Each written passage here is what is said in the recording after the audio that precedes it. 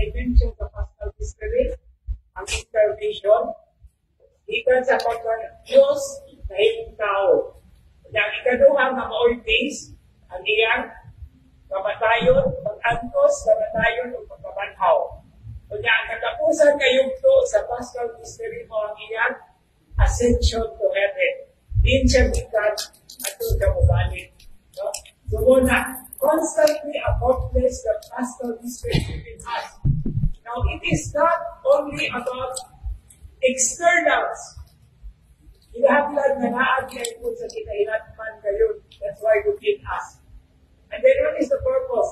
That those who were pleased to make new ang imong ipagbago in holy baptism may under your protected care bear much fruit and come to the joys of life eternal. So, pag anak o sugod sa kinailatman, in other words, mura na siya hindi o iso na dikiso. Ano ikan sa kinailatman, mamunga, the external. And this is a very beautiful perspective towards God. Ang atong Ebanghelyo kag-isgon o gumpa. Okay? So, sa Cebuano, o Diyos na nagahatag kadamo sa kaluwasan o pagkasinabot sa mga anak.